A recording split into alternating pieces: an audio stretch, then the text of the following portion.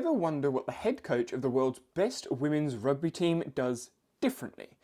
Over 30 years coaching in 7 different countries, John's approach has helped the Red Roses win every single game except one, the last World Cup final. So in this video, I'm going to show you 8 practical tips I've learned from John, which you could introduce into your own coaching. Most coaches will say players often look sharper in training than they do on game day. The question is, why? If you can do it on a Tuesday at practice, why can't you repeat it on a Saturday under the lights? Take what Ben Youngs said to John after playing in 4 different Rugby World Cups. Over 4 World Cups, he enjoyed the World Cups where it didn't feel like a high performance jail, and I think that little nugget was probably the key to our design. That's a powerful phrase, because when the environment feels suffocating, players stop playing free. They stop enjoying it, and when that happens, performance tightens up. John Mitchell and the Red Roses coaching team have worked hard to avoid that trap. He put it simply. How do you just make it normal and easy? Do you mean, you just think of all the World Cups you lads have been in and that stuff, and it's like everything's so serious. And so it's big anyway.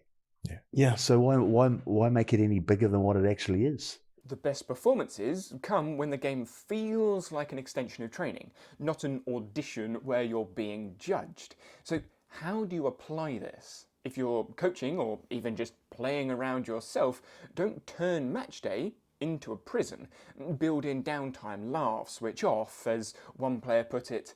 You know, some coaches sort of like scour at you because you're like, oh, he looks like he's messing around, he's not taking it seriously. Well, sometimes I fucking am taking it seriously. Yeah. When the whistle goes, mate, or when I'm over the whitewash. Yeah. But right now, in my downtime, no, you're right, I'm having downtime. That's the key. The game should feel normal, not like a test you're terrified to fail. But for the players who don't get picked, nothing feels normal at all. And that's where good coaching really shows. Sometimes the hardest parts of coaching isn't just picking the team, it's dealing with the players who don't get picked. If they feel forgotten, they might stop trying or even leave altogether. When John had to tell players they weren't in the starting squad, he called it... So firstly, I dealt with, the hard disappointment of taking away somebody's dream, for a potential home World Cup or a World Cup. But instead of just leaving it there, he set up advanced communication. A month ahead, he told those players what was expected of them and reminded them to be ready. That way, they knew they weren't sidelined. They still had a role. Those players didn't just sit around. They became vital. They helped run opposition plays in training, kept their starters sharp, and celebrated the wins as much as anyone. As Mitchell put it. But I think the key to your team success is how we communicate and include our non-playing members. And as you know, that you can't afford to have too many non-playing members.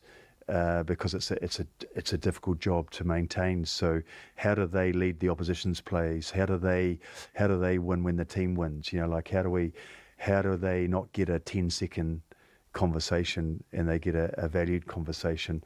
That keeps them engaged instead of whining and moaning, which he says never wins rugby or World Cups. So here's how you could apply this. If you're leading a team on the field, at work, anywhere, don't just communicate when it's good news. Talk early, set clear expectations, and remind people how important they are to the bigger picture. When everyone feels part of the mission, even those not in the spotlight, the whole team stays stronger. This sense of shared purpose becomes especially important when the pressure builds at the end of a tournament or a season. Some teams and individuals struggle during these final stages, and knowing how to handle it can make all the difference. They might start strong, but when it comes to the finals, the results just don't match their efforts. But why does that happen? John talked about how tournaments aren't just about skill. And in tournaments, you have to earn the right the hard way, and they're certainly doing that. But there's one hidden factor that often gets overlooked. The strength of team connections. Mitchell says... But I think the one key part of that glue for them is the strength of their connections. I think there's a lot to learn from that. He discusses a break in Tokyo where a few players had some downtime. One of them texted Mitchell asking where he was. He replied, I don't know if it was actually Tokyo, but we had a couple of days off, didn't we? Was it And Kobe? It was Kobe. It was Kobe. Yeah, I think. And I text you saying, "Where are you, mate?" And you said, I'm at the top floor, having sent me a picture of a beer. So I said, I'm going to go join Mitch for a beer, you know? We had time off, didn't we? We had a couple of days off, So I said, I'm going to go join Mitch for a beer. And then you come along, didn't you?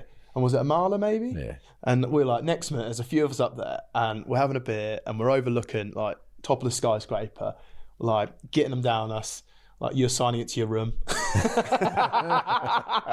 But like, I can't think of many coaches that I could do that with. That led to a few players joining him, sharing beers, laughs and conversation, not about rugby, but about life. By the end of it, the group felt closer, more relaxed, and more connected. Teams that fall at the final often lack this off-field bond.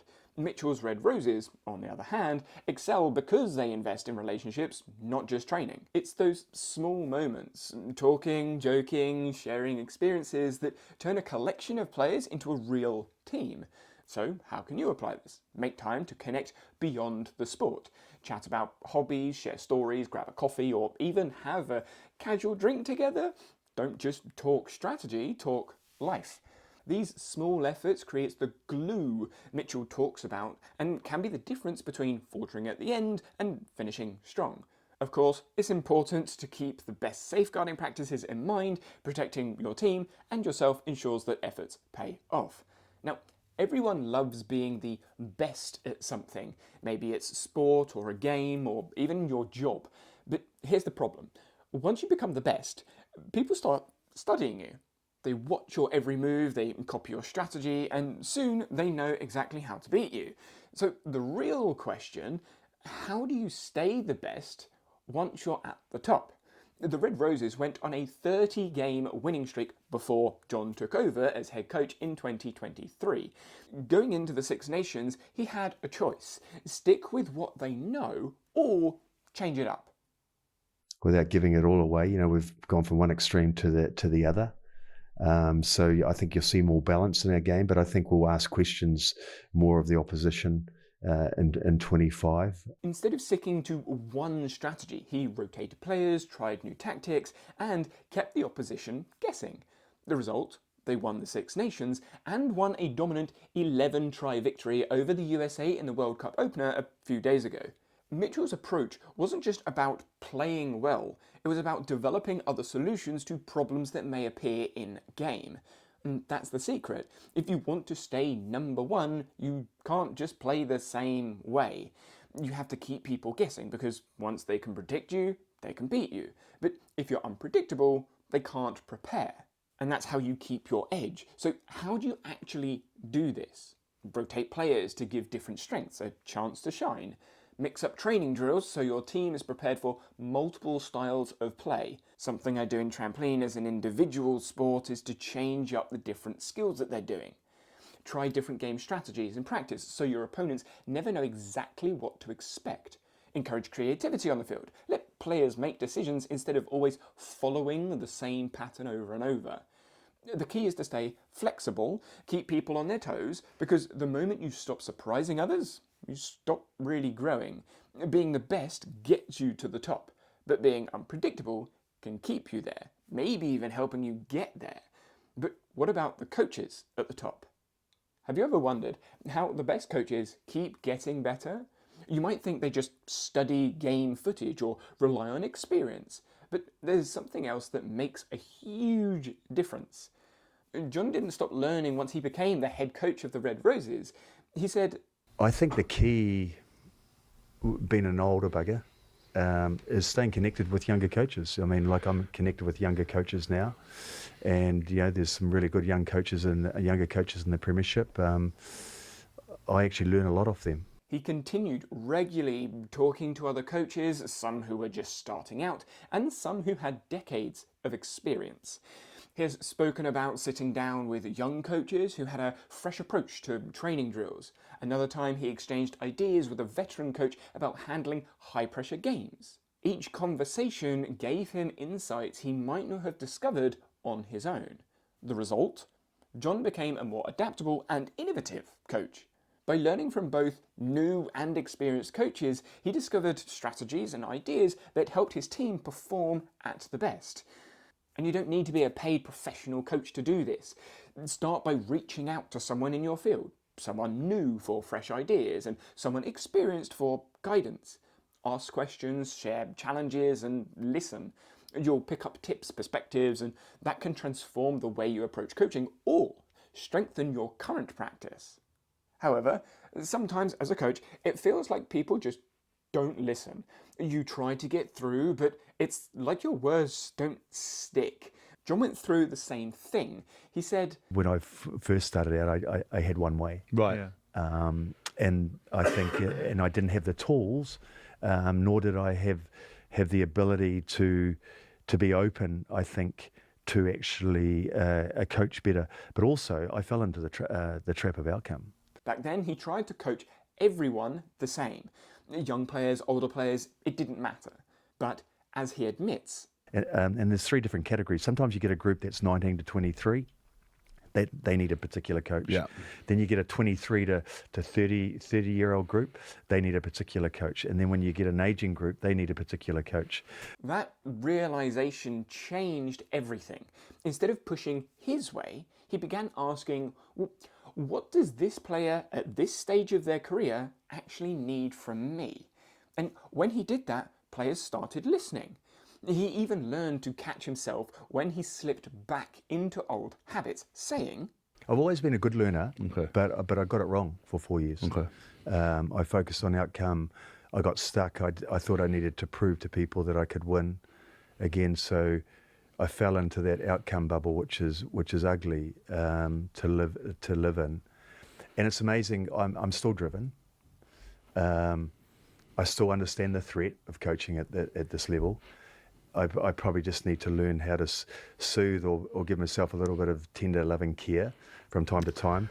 So I just got to sometimes warn myself when I get overconsumed again, and I go, "Hey, I ain't going down that path again." the lesson is simple. Coaching isn't about proving yourself. It's about connecting with others. So here's how you can use it. Next time someone doesn't seem to hear you, don't just repeat yourself louder. Instead, pause and ask, what do they need from me right now? Maybe it's structure, maybe it's encouragement, maybe it's just space. When you coach people based on their needs, not yours, you don't have to fight for their attention, they'll give it to you. But every player and team will hit a rut. Players often stop improving, and coaches think the solution is more data, more videos, more spreadsheets. But sometimes the problem isn't the rugby, it's the people. John admitted, The one thing, if I could offer young coaches, is, guys, and girls, we've got to get our heads out of our laptops. And that's where I think I made the mistake at the start, is that this is a people's business. Yeah, yes, the rugby's important, but I think the biggest challenge is the people. when he started, he made the mistake of focusing too much on technical details. He had all the plans and content ready, but players weren't really connecting. And here's the key. Players don't remember the coach glued to the laptop. They remember the one who listened, who picked up on them when they were down, who made them feel more than a number. One of his players said it clearly. Do you remember the coach with his head in the laptop, or do you remember the... No, I remember. Well, I remember like yourself, because of the personality, the connection, and the fact that you were able to coach, improve, but listen, pick me up. Like, do you know what I mean? And all those human aspects that a coach figurehead should be. Like, do you know what I mean? Rather than you come across some coaches, you can't tell them how you really feel. They'll be like, "How you doing?" "Oh yeah, I'm fine." "I'm not fine." But also the laptop is I'm like shit. But like, I'm not going to tell you because you don't really want to know. And if I did tell you, you just fob me off anyway. That's what stuck. Not the data, but the human side. So how do you apply this? Still plan, still prepare, but don't sacrifice people for a perfect spreadsheet. Put the laptop down. Ask real questions. Notice when someone says, "I'm fine," but there clearly is an issue.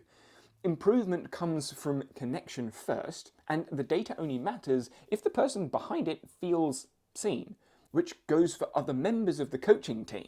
Sometimes, as a head coach, the problem isn't just preparing your team, it's developing the coaches around you. If you don't, the staff might stall and the players lose out. John is surrounded by younger coaches, Louis Meadows on attack, Sarah Hunter on defence, who's just stepped into coaching after being a long-time captain. As he puts it, there's a lot of really good young coaches, young analysts, probably young everywhere, really, considering when you compare with me. I'm just a wrinkly old bugger, trying to lead and guide. But he knows his job isn't to do their work for them, it's to check and challenge. He explains that he doesn't want a perfect plan, just plans that are 80%. Why? Because, in his words, we just have an 80% rule as staff, it's where you just turn up with your plans, and if it's at 80%, then we can all improve it. Whereas if it's not at 80%, it's probably feedback to me that there hasn't been a collaboration around it, because no plan's perfect. So, but if it can arrive at 80%, then you've got a group have got a chance to grow it. And that's the payoff. By checking and challenging at the 80% mark, Mitchell gives his staff room to develop their thinking without expecting them to get everything right the first time. Instead of shutting them down, he gives them a springboard to improve together. And here's how you can apply it. If you're a head coach, don't demand perfection. Ask your assistants to bring you work that's close but not complete. Then use your role to stretch ideas, ask questions, and guide improvements. You'll grow stronger coaches and, in the long run, a stronger team. But check and challenge should be part of every coach's development, be that on their own, with a coaching team, or a coach developer. Everyone can create a sports drill. Anyone can critique how bad it is, or praise how good it is. But there are 3 core principles that should be consistent throughout any drill in any sport. And that is what I go through in this video over here.